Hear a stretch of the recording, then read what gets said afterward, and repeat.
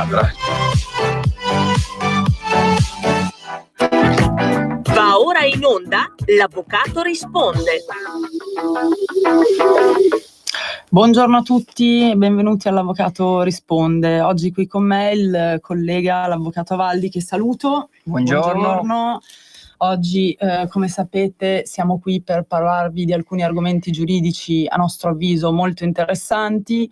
Ogni venerdì trattiamo argomenti diversi e diamo a voi la possibilità di interagire con gli avvocati attraverso appunto il telefono della diretta, che ripeto a tutti, lo 0266203529, la possibilità anche di scriverci una mail alla casella dedicata info@l'avvocatorisponde.com e il telefono del fuori onda attivo dal lunedì al venerdì al 328 24 08 154.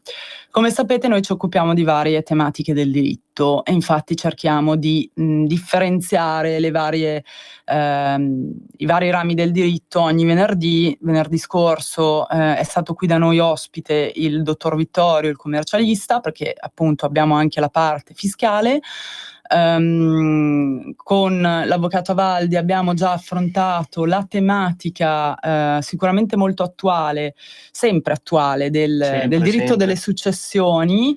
L'Avvocato Avaldi si occupa anche di diritto di famiglia, lo ricordo, e in particolare appunto delle successioni, quindi tutte le problematiche legate, diciamo, all'apertura di una successione, quindi controversie tra fratelli, tra parenti. Sì, sostanzialmente tra eredi. Tra eredi, esatto, perché poi non necessariamente sono solo fratelli.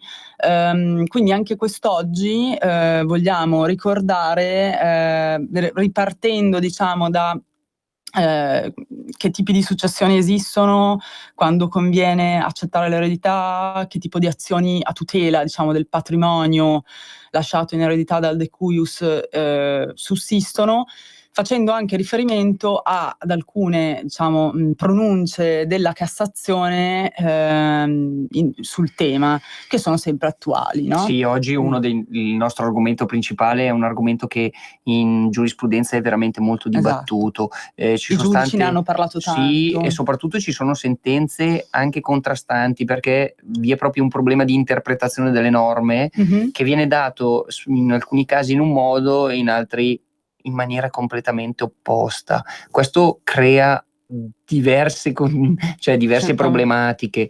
Bisogna capire nello specifico come andrebbe veramente e correttamente interpretato, ma probabilmente mai vi sarà una soluzione univoca al problema. Certo, però cosa dovete fare se vi trovate in queste determinate situazioni?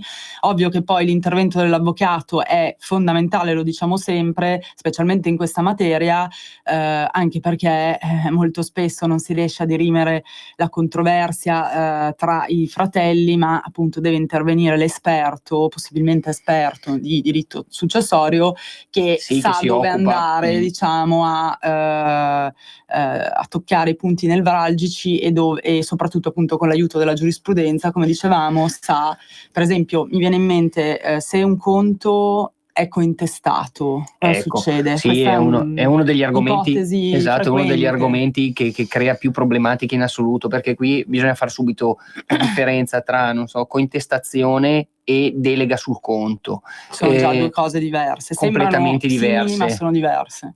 In più, capire se quella cointestazione è una cointestazione reale o una cointestazione fittizia.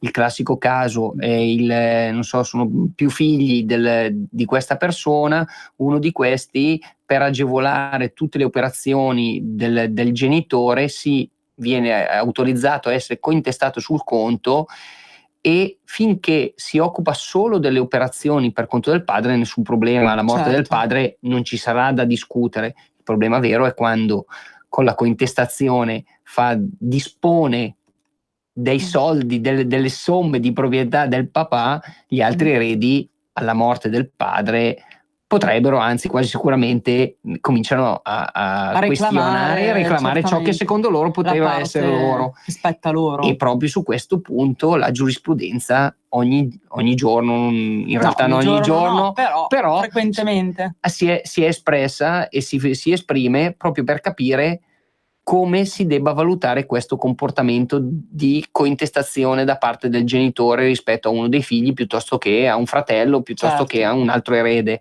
quello che poi sarebbe diventato il futuro erede. Certo. Perché?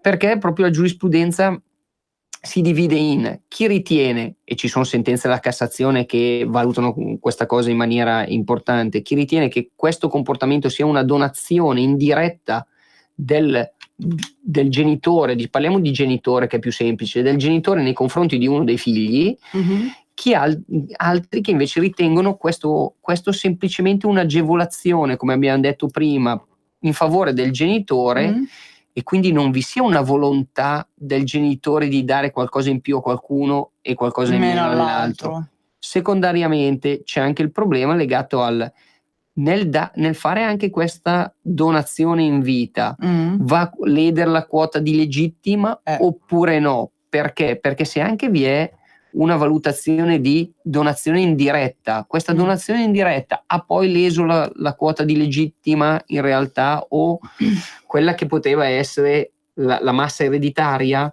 Certo. Su tutto questo c'è veramente un contrasto giurisprudenziale.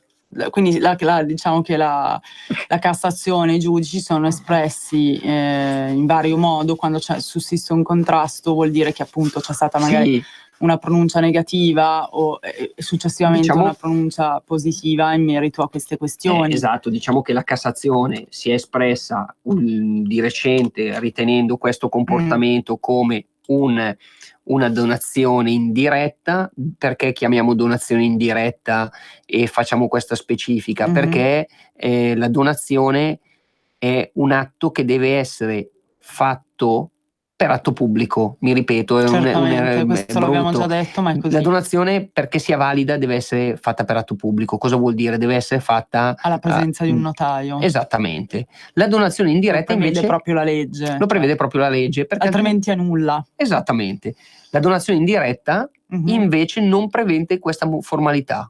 È per quello che lo specifichiamo, è per quello che la giurisprudenza si esprime dicendo e chiamando proprio questo comportamento come donazione indiretta, perché altrimenti vi sarebbe l'obbligo di avere l'atto pubblico, e quindi verrebbe comunque meno la volontà del defunto di donare in vita al uno dei figli.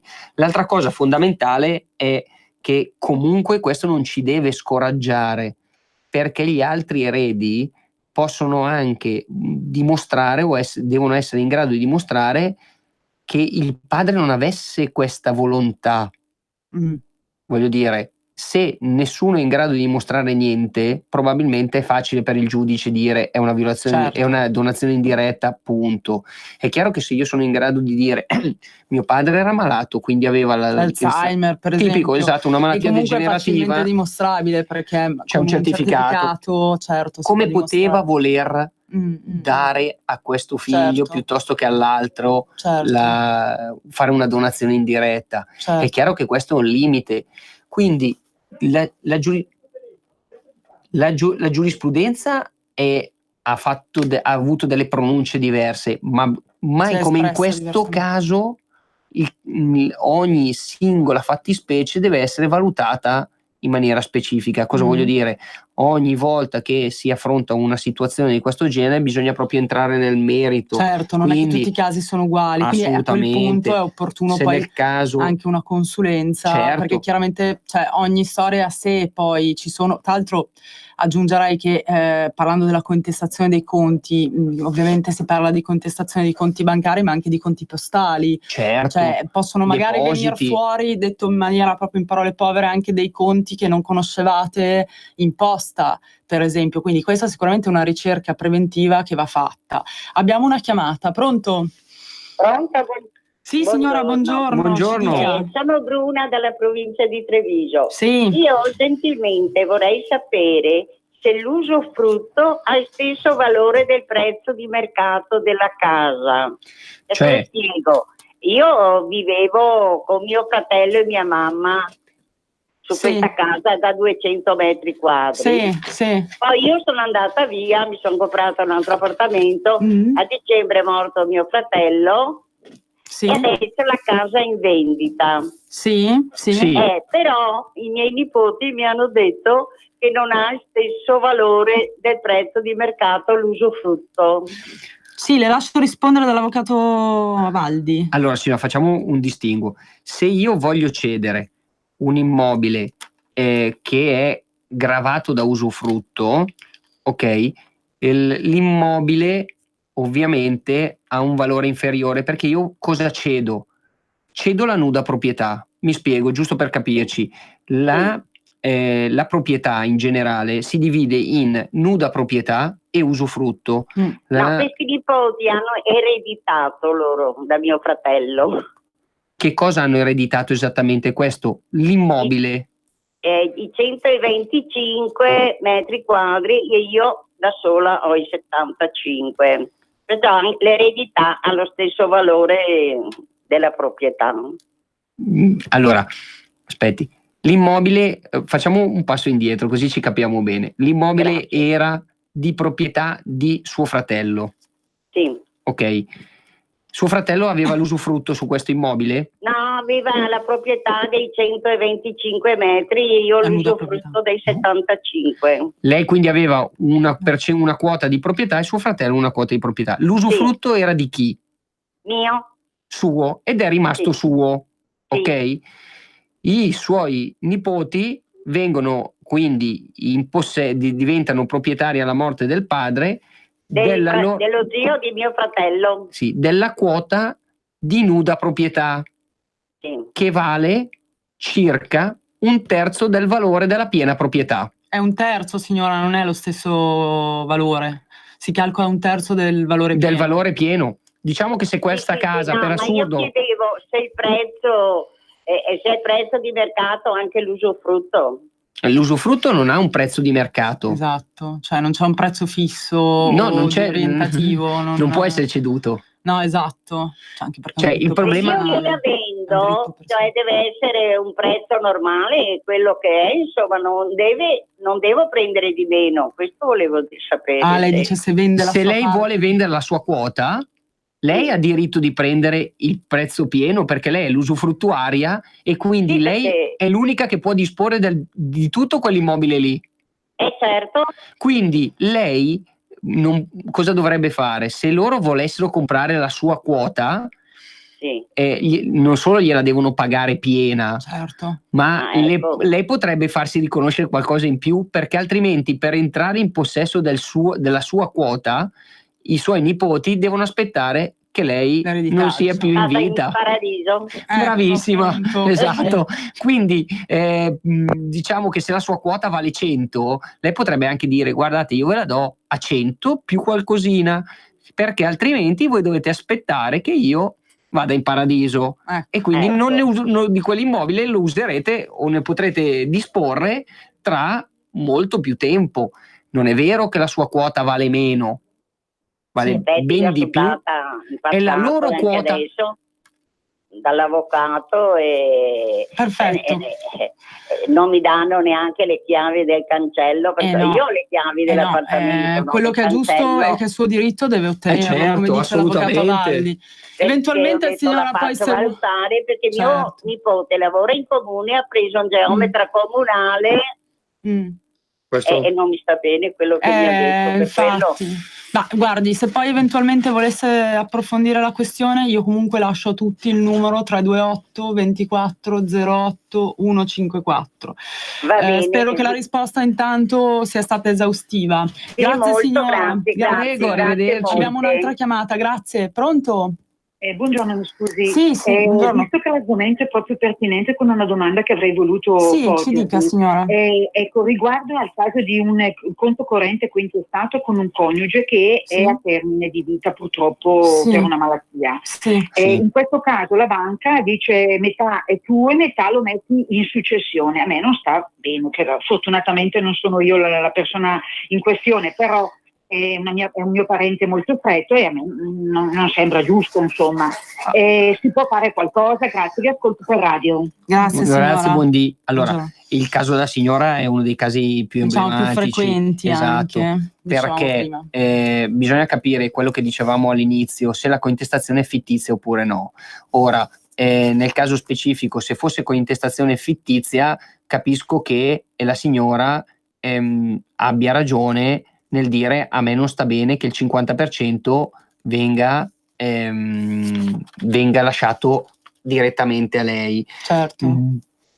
Il problema è proprio questo, quindi capire se è fittizia oppure no. Dopodiché da lì si ragiona sul come comportarsi. Diciamo Quali che potrebbero essere, diciamo, le soluzioni poi eventualmente? la soluzione applicata dalla banca è quella più banale. Fa una presunzione, se è cointestato si presume che il 50% sia del cointestatario, appunto, per presunzione. Quello che bisogna fare è cercare di vincere la presunzione, però lì poi dobbiamo entrare nel caso concreto, Nel quindi merito, bisogna avere in mano dei documenti per... Assolutamente si può provare che è una presunzione. Assolutamente sì, semplicemente e si può fare anche richiesta alla banca di stoppare questa liquidazione. Certo. Ci sono degli strumenti, appunto, tramite sicuramente, diciamo, delle diffide mandate alla banca tramite avvocati. Assolutamente, bisogna assolutamente avvalersi dell'avvocato in questo caso, perché quando anche la banca lo sospende per un brevissimo periodo in attesa che venga iniziata o una causa o una mediazione. O semplicemente una mediazione, perché ecco, poi diciamo anche la verità, non è che necessariamente si deve subito partire con una causa.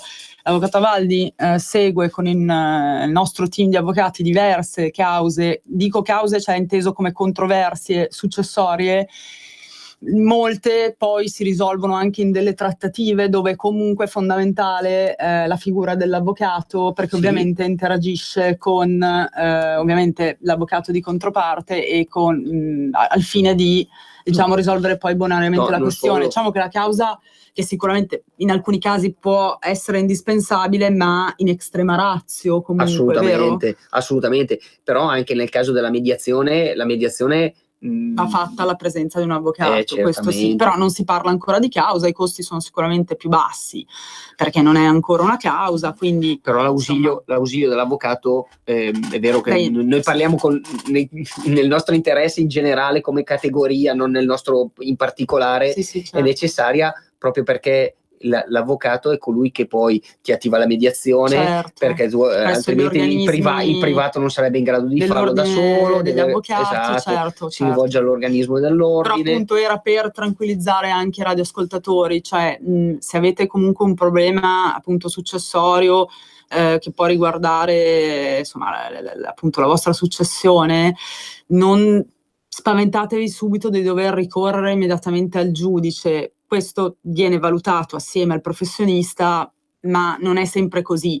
Anche in questo caso ci possono essere degli strumenti, la lettera, diciamo, antecedente, tutto, appunto come diceva l'avvocato. Sì, la lettera di intervento è quella che ti aiuta subito a mettere in chiaro le cose, sia con l'istituto bancario cioè, per esempio nel caso della signora Susanna sicuramente c'è il discorso che è un caso molto frequente, un caso del conto corrente cointestato, se interviene il legale appunto attraverso comunque una lettera che interrompa anche la prescrizione, perché non dimentichiamo anche i termini di prescrizione che bisogna sempre tenere presenti, si può magari anche eventualmente raggiungere un accordo o se non altro intervenire, come dicevi tu, per capire, cioè per provare, scusate, questa presunzione. Sì, per contrastare la presunzione serve proprio l'intervento, ma viene in questo caso specifico va proprio fatta una valutazione circa, non so, sono coniugi, parliamo del caso specifico, coniugi, quindi che regime avevano? Separazione o comunione dei beni? Ovviamente va valutato il caso. Va valutato anche quello, cioè non ci possiamo limitare semplicemente al è cointestato, nel caso parlo proprio in questo caso specifico, è cointestato oppure no. Qua c'è anche il problema del regime scelto dai coniugi. Regime patrimoniale, Sì, certo. scelto dai Perché coniugi. varia a seconda che sia di comunione dei beni o di separazione. Ma proprio di Esattamente. questo stavamo parlando. Infatti io intanto ripeto il numero della diretta, lo 0266203529. Ricordo che abbiamo anche la casella mail info@l'avvocatorisponde.com, a cui potete scriverci esponendo il vostro caso, o comunque il numero del fuori onda al 328 24 08 154. Proprio di questo stavamo parlando, della giurisprudenza che si è espressa in maniera diversa, e poi comunque nella maggior parte dei casi è indispensabile poi entrare nel merito. Sì, è necessario entrare nello della specifico, questione. proprio Esatto. perché bisogna vincere questa diciamo valutazione fatta da parte della giurisprudenza circa il fatto che sia o possa essere una donazione indiretta. Esatto. Bisogna vincerla in qualche modo, soprattutto se siamo la parte tra virgolette lesa della situazione, certo. cioè se viene lasciato tutto a mio fratello e a me papà ha lasciato gli spicci, Sì, la Jean de certo. Poche, cioè in qualche modo c'è quelle piccole somme che in realtà non sono il grosso non del suo avere, costituiscono il esatto, grosso dei del suoi patrimonio, averi. certo. È anche vero che bisogna dire che ci sono situazioni più semplici di altre, Certo. e nel dire ci sono situazioni più semplici di altre mi riferisco alla firma sul conto, Per quella esempio. che è la delega al prelievo. Certo. Quella è una situazione molto più facile, ma bisogna accertarlo, bisogna Esatto. verificare esattamente cosa ci fosse, come si fosse comportato, che ne so, parliamo del papà, il nostro papà. Sì, anche quel perché momento. l'automatismo successorio non esaurisce tutto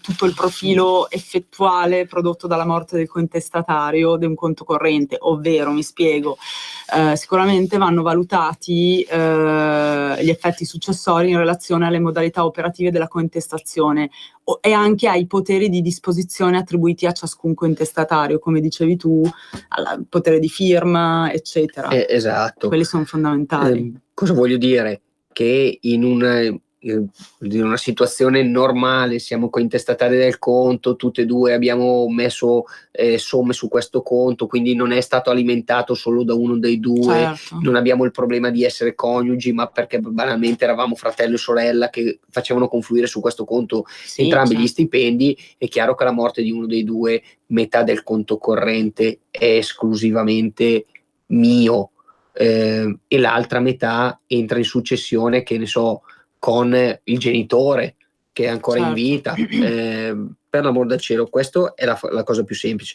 Però diciamo che di queste cose semplici ce ne sono poche, sono sempre più quelle complicate. Certo, sì, quindi certamente. Sì, dipende molto dai casi, sicuramente poi varia anche se si tratta di fratello e sorella, come dicevi tu, e marito e moglie, perché appunto nel caso del marito e moglie bisogna comunque verificare anche che tipo di regime avessero loro esatto, patrimoniale. instaurato Sì, al momento il classico del regime matrimonio. patrimoniale al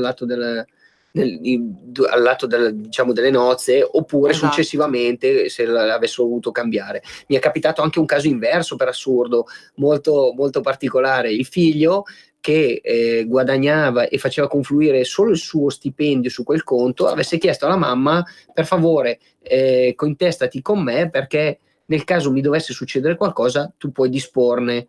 Certo. In realtà è morta prima la mamma di lui, e quindi c'è stato il problema per lui di dimostrare che quelle fossero tutte diciamo somme sue. è molto basato, cioè nel senso, quando poi si apre una controversia in tema successorio, molto importanti sono anche la dimostrazione delle prove, cioè insomma provare esattamente quello che viene. Abbiamo una chiamata, pronto?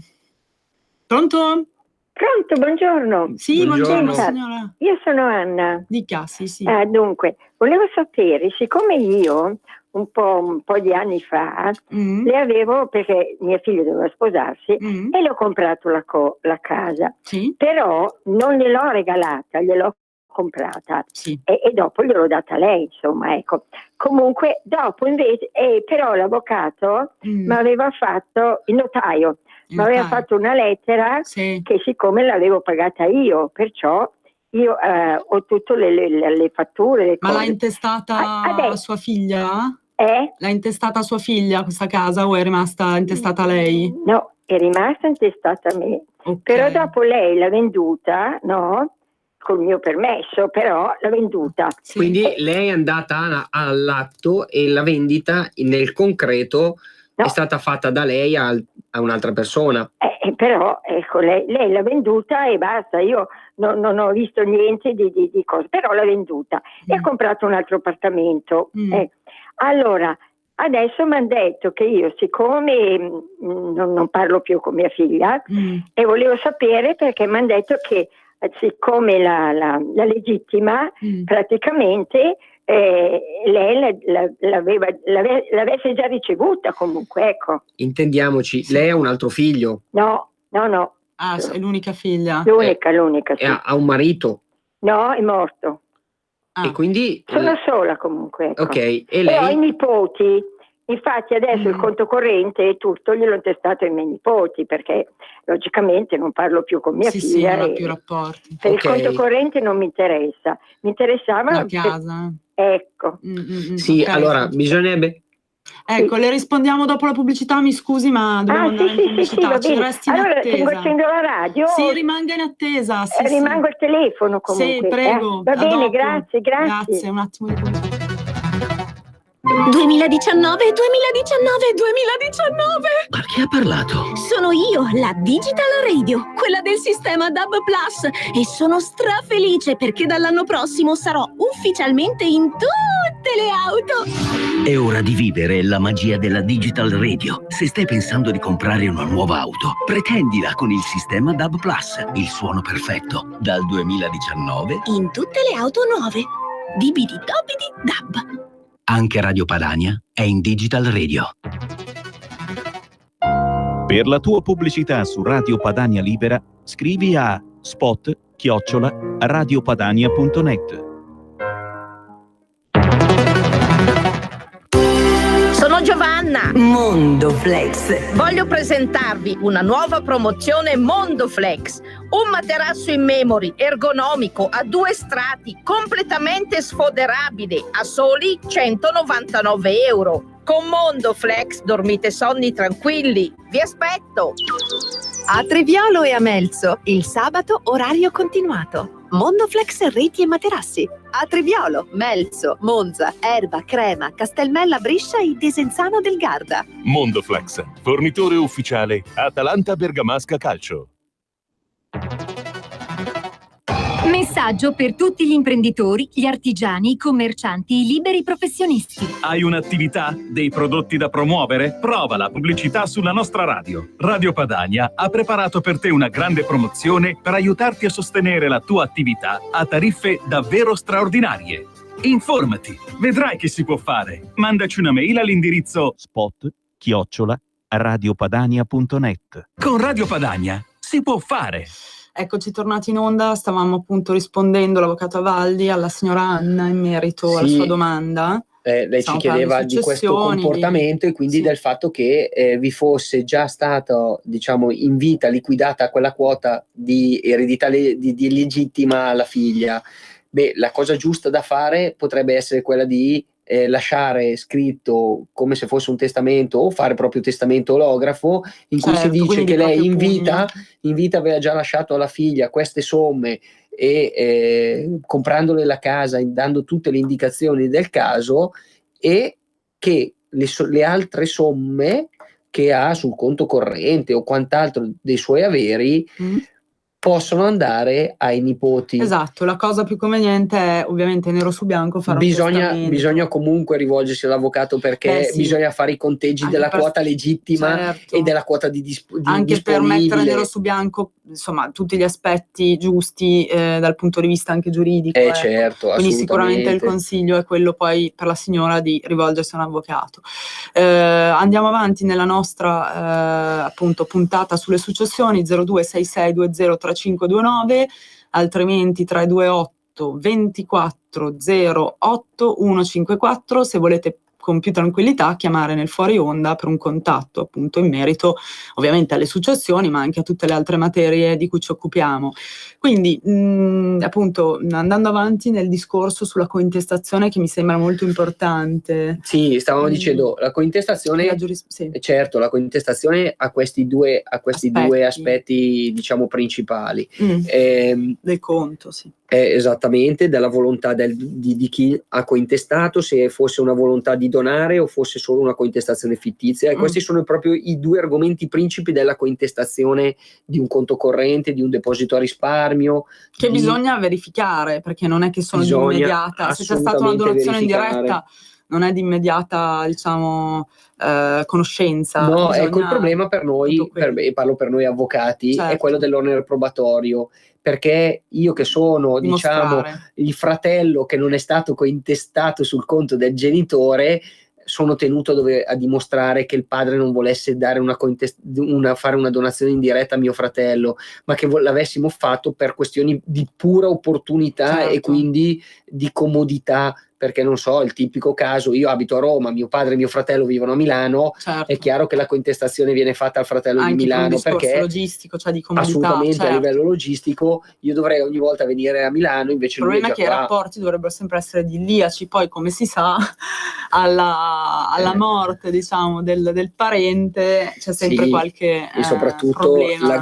la gola dei soldi è una cosa del denaro, del vil denaro. Bravo. Ecco, appunto, e quindi poi, come tutelarsi, insomma, sicuramente la giurisprudenza in questo, dicevamo anche nel corso della puntata, in questa materia è molto abbondante e non del tutto diciamo coerente, non è univoca, perché appunto ci sono state diverse sentenze a riguardo.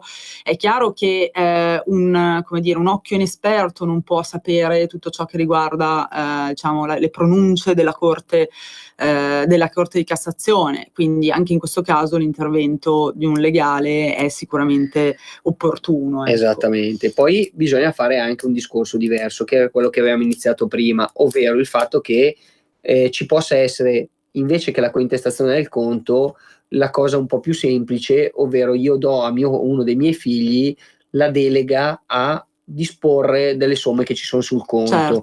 Il problema è che la delega non fa diventare le somme mie. Sì, non fa sì che possa diventare proprietario di quelle somme. E bisogna vedere che tipo di delega viene fatta, che non è la classica delega della firma solo in banca, perché ci può essere la classica delega e quindi una procura generale, detta in termini più giuridici, del genitore al figlio, quindi di disporre, e questo può fare qualsiasi cosa, oppure una mera delega che è quella proprio del ti porto in banca, ti autorizzo a prelevare, ma tu per prelevare devi riferire a me. Assolutamente. Quindi non puoi prelevare o disporre delle somme che io ho sul conto in maniera del tutto ingiustificata o come più preferisci, perché tu dovresti relazionarmi. In pratica non puoi fare ovviamente quello che vuoi. Esattamente, non puoi fare quello che vuoi delle somme sul conto, certo. Qui diventa un problema quando non tanto fin tanto che il genitore o diciamo il delegante è ancora in vita. Il problema sorge nel momento in cui il delegante non è più in vita e quindi gli altri dicono ok, dimostraci che tu hai prelevato e disposto di queste somme, il diritto di proprietà su queste somme, in pratica. Perché banalmente te l'aveva chiesto nostro padre, nel caso, visto che parliamo di eredità. Questa prova diventa un problema fondamentale, probatorio. Sì, un problema difficile da superare, perché soprattutto, non so, mi manda tutti i giorni a prelevare X euro in contanti al bancomat. Come dimostrare di la prova diventa una prova difficilissima, diabolica, come si suol dire, difficilissima da superare e quindi dimostrare che vi fosse volontà del fratello di sottrarre soldi al padre. Questo diventa un problema serio. Poi c'è un problema diverso, diverso, ovvero io ho sempre prelevato, diciamo che ho sempre fatto tutto in maniera corretta. Cosa succede se continuo a prelevare o dispongo di somme dopo la morte del cointestatario? Questo diventa un problema vero, perché qui potrebbe entrare in gioco non solo una questione puramente civilistica, quindi anche penalistica, mi stai restituzione dicendo, di somme da parte di chi, diciamo, da chi indebitamente le ha prelevate dal sì, conto. sì. Qua diventa anche, quindi c'è questo aspetto civilistico che si può far sicuramente valere con le giuste prove da dimostrare, da portare in giudizio o in un accordo, e poi c'è, presumo tu voglia dire, anche una parte penale, sì, penale, diciamo, legata più agli aspetti quindi personali di un reato che potrebbe aver commesso colui che ha preso queste somme e parliamo dopo la morte. di appropriazione indebita. Esattamente, perché io avendo una disponibilità commetto non un furto, ma commetto l'appropriazione indebita. Certo, perché ero nella disponibilità. Questa è la differenza tra furto e appropriazione indebita. Sì, cioè deve essere, diciamo, il denaro, bene mobile, eccetera, deve essere, nella che è mia stato disponibilità. prelevato, deve essere nella disponibilità. Questa è proprio la differenza, diciamo, anche normativa, che differenzia il reato di furto dal reato di appropriazione indebita. Esattamente. Sì, certo. Quindi il problema qui che mi si pone è: chi ha prelevato sapeva della morte della persona? Primo. 2, poteva prelevare perché vi è questa presunzione che il 50% delle somme portate dal conto fossero anche sue e quindi non ha preso o avuto somme di proprietà del defunto. Sì. L'altra valutazione è capire perché la banca, parliamo di banca per semplificare, l'istituto non ha bloccato immediatamente. Cioè, perché secondo me è fondamentale anche che poi ci sia un intermediario quale un avvocato appunto delle successioni o comunque una persona esperta in tal materia giuridicamente parlando, perché poi il rapporto diventa anche con la banca, cioè diciamo il dialogo o comunque l'istituto di credito, che può essere anche la posta, come ben sappiamo, però appunto è fondamentale poi anche richiedere, come dicevi giustamente prima, magari dei documenti, delle insomma prove alla banca, perché poi ovviamente la banca è la titolare, cioè diciamo del conto, esattamente, è laddove c'è il conto. La banca è uno dei due contraenti del diciamo conto corrente. Che esatto, nel rapporto, nell'obbligazione c'è anche l'istituto di credito, quindi non da sottovalutare, il rapporto non è solo tra i due coeredi, ma anche con la banca. Sì, e perché diciamo, specifichiamo una cosa: il conto corrente, quello che noi banalmente chiamiamo conto corrente, è un contratto, è un contratto tra me e la banca, con la quale apro questo di conto corrente. Quindi, essendo un contraente, bisogna capire quale comportamento ha tenuto e perché ha tenuto un determinato comportamento. Ma poi spesso è la banca stessa che può aiutarci con delle informazioni, appunto gli estratti conti, oppure i movimenti, insomma. Che gli eredi hanno diritto di avere, di richiedere, certamente. Poi ci sono dei tempi, dipende appunto cosa viene richiesto, però normalmente questi documenti sono fondamentali. Abbiamo una chiamata, scusa, è pronto? Sì, pronto, buongiorno. Signora, buongiorno. Buongiorno. Senta una cosa, io ho un conto corrente depositato in conto corrente. Sì. È intestato a me e mio marito. Sì. Mio marito è deceduto. Allora, su questo conto corrente c'era la mia pensione e la sua, 2 pensioni andavano su questo conto corrente. Sì. Allora, mio marito è venuto a mancare 4 anni fa e sono rimasti su questo conto corrente, non è una gran cifra, insomma, però una cifra abbastanza interessante. Allora, siccome mio marito con me ha una figlia e aveva altri 2 figli prima del mio matrimonio, però adesso questo conto corrente è lì bloccato da 4 anni perché non riusciamo a trovare l'indirizzo delle altre 2 figlie.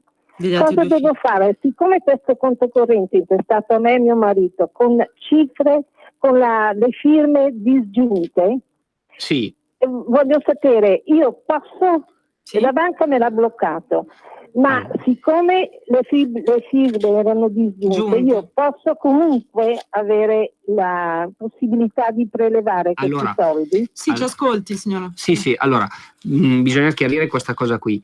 Non è il problema della firma disgiunta o congiunta, quello è uno degli tanti problemi che sono legati anche a questo aspetto.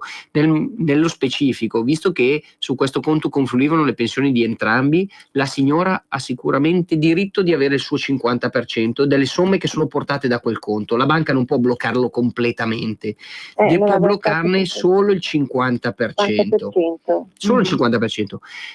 L'altro 50% lei ha diritto di farselo restituire dalla banca. Certo. Secondariamente, il problema di recuperare gli altri figli e capire come fare.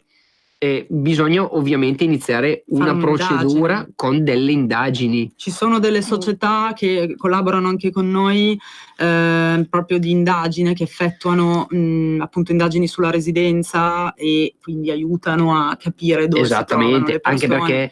Anche perché oggi comunque non è difficile, nel senso che attraverso anche i mezzi di comunicazione, i social, queste società sono proprio nate apposta per andare a indagare anche solo col codice fiscale. Esattamente, ma con i dati anagrafici. Col nome e il cognome anche. Ma anche banalmente partendo dalla primissima residenza per arrivare poi all'ultima. Quindi sapevamo che nel 1980 quei due ragazzi fossero stati residenti, dico a Roma, io posso attraverso il comune fare delle indagini e sapere che da Roma si sono trasferiti a Napoli, poi tramite il comune di Napoli saprò che sono trasferiti a Bologna e via dicendo fino all'ultima residenza. Sì, quello è fattibile. Perché diversamente queste somme cosa succede? Rimarrebbero bloccate a vita naturale durante. Non è pensabile. Quindi bisogna ovviamente rivolgersi a una di queste società specializzate che è un avvocato, certo, anche per il rapporto con la banca, perché non esiste che gliel'hanno bloccato, lei non può disporre del suo 50%. Io non posso disporre più, quel conto è lì perché la signora da 4 anni. Ma è sbagliato, perché purtroppo la banca e tante banche lo fanno, bloccano a prescindere, non stanno neanche tanto a fare discussioni. Certo. Lei invece, essendo una delle cointestatarie e avendo fatto confluire su questo conto somme anche sue, ha diritto, e c'è una presunzione prevista dal codice civile che dice che la metà del conto si presume di ciascuno dei due. Parliamo di 2 persone, ovviamente, si presume di uno dei 2 cointestatari, quindi la banca non può bloccarmi quello che si presume. Sì, la banca non entra nel merito della legge, cioè delle successioni, chi eredita, chi no, però c'è proprio una norma del codice civile. Esatto, e la banca non è che può violare le norme del codice civile, deve rispettarle tanto quanto tutti gli altri soggetti che vivono nel nostro paese. Sì, assolutamente. Un'ultima cosa velocemente. L'altro 50%, voglio dire, io ho un diritto anche sull'altro 50%. Certo, esattamente, perché lei era stata la moglie. Esatto, era la moglie e quindi è uno degli eredi legittimi. Non è l'unica, ovviamente, perché ci sono questi 2 figli. Insieme gli altri 3, anche la sua figlia, anche vostra figlia. Certo, però lei in qualità di moglie ovviamente ha una parte. Assolutamente, una quota è sua. Per cui non lasci al quindi caso. Io posso andare dalla banca e dire: sentite, voi state facendo un abuso. Allora andare lì dalla banca e dire una cosa del genere le garantisco che non sortisce alcun effetto. Il direttore l'ascolta quel quarto d'ora, 20 minuti, un po' come e poi le dice va bene, farsi la coda e non ottenere nulla. Purtroppo di fronte agli istituti, che siano istituti previdenziali o bancari di credito eccetera, ci vuole comunque un intervento di un professionista. Sì, assolutamente. Ma più che altro di un avvocato, glielo dico perché se lei poi e sarebbe necessario mandare la lettera in cui si fa un riferimento normativo del codice civile, è chiaro che lo deve fare un professionista, cioè la lettera deve avere certe formalità e soprattutto, affinché venga sbloccato il conto per la sua parte. Sì, è che le diciamo non il notaio, perché il problema qual è? Perché se anche il notaio mandasse una lettera, poi la banca non eseguisse o non facesse nulla di quello che è richiesto, molto banalmente bisogna iniziare un'azione giudiziale e il notaio non la può fare perché non è abilitato. Tutto lì, è per quello che bisogna rivolgersi a un collega per poter procedere in questo senso. È altrettanto chiaro che lei può ottenere da subito il 50%, ma per ottenere la sua quota sulla restante parte, sulla restante 50% bisogna muoversi con l'apertura della successione, accettazione dell'eredità e quindi coinvolgere anche quegli altri 2 figli, e quindi per arrivare a quel punto bisogna fare le indagini, recuperare gli altri 2 figli e poi aprire la successione. Anche perché lei ha 10 anni di tempo per farlo. Sì, però sono già passati 4. Non aspetti all'ultimo, no, infatti, poi più passano gli anni più non si sa neanche come si stanno comportando gli altri 2 figli. Esattamente quello che volevo dirle, cioè ne ha già persi 4. Quindi insomma è bene che cerchi di recuperare questi anni, sì. Comunque signora, io poi adesso lascio il numero come sempre anche del nostro centralino al quale può chiamare per i eventuali altri contatti con l'avvocato Avaldi. Se volesse altre spiegazioni o approfondimenti, sicuramente, per tutelare il suo diritto, mi raccomando. Certo. Grazie signora. Buona giornata, arrivederci. A presto. Esatto, allora ne riapprofitto per di nuovo ricordarvi, diciamo, il numero del fuori onda dal lunedì al venerdì. Potete chiamare al 328 24 08 154 328 24 08 154. Potete se no scrivere alla nostra casella mail dedicata info@l'avvocatorisponde.com e chiaramente chiedere fare riferimento alla vostra problematica, in questo caso successioni, altrimenti come sapete anche altre problematiche di diritto del lavoro, di diritto previdenziale, condominiale, famiglia, quello di cui ci occupiamo insieme nel team. Ecco, una cosa che non abbiamo detto e che secondo me era importante precisare, fare sempre anche una valutazione di qual è il risultato del conto corrente, perché non abbiamo mai detto, è vero che se ci sono i cointestatari possiamo reclamare da loro, è altrettanto vero che se c'è anche un cointestatario e noi siamo eredi ed il conto è in rosso, noi poi siamo tenuti a rispondere anche di quel conto. È per quello che prima si diceva attenzione, rivolgetevi a qualcuno di competente affinché vi dia un aiuto su tutto e valuti con voi esattamente come comportarsi, perché non dobbiamo mai dimenticare che l'eredità è bella finché è capiente, ma in alcune situazioni bisogna ricordarsi che se non è capiente, certo, anche quello è fondamentale, fare una valutazione preventiva, perché poi non abbiamo avuto il tempo di parlare, c'è anche poi il discorso della rinuncia all'eredità, che può essere anche una soluzione, ovviamente, perché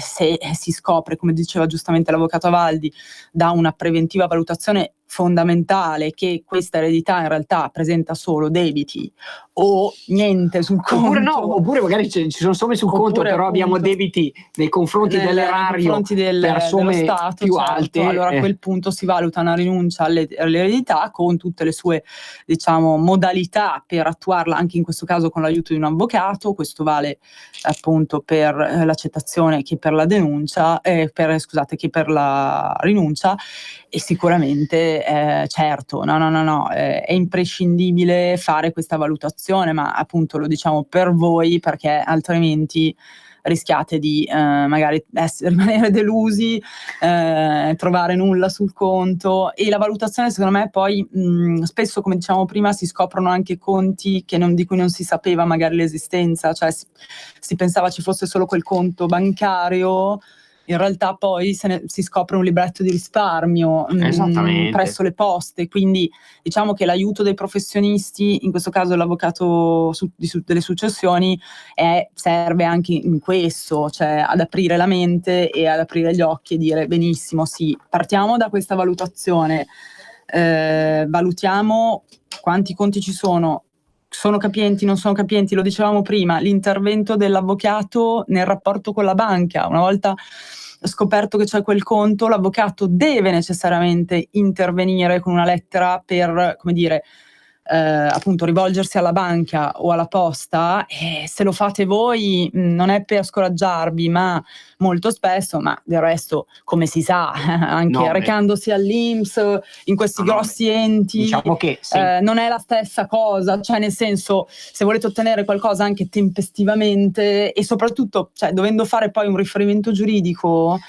è più facile se è fatto da un avvocato. Cioè è ovvio che l'avvocato esperto delle successioni sa quali sono i riferimenti normativi in tema di rinuncia all'eredità, in tema di appunto cointestazione del conto.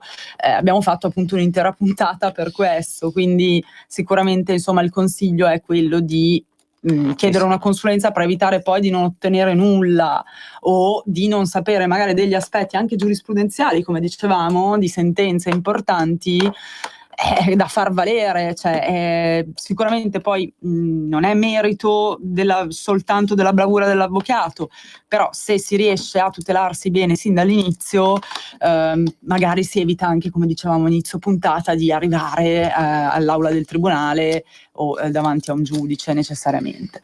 Quindi spero che questa puntata sulle successioni vi possa essere stata insomma di aiuto, conoscere questi aspetti del diritto successorio, che sicuramente è uno dei diritti più complicati del nostro sistema giuridico.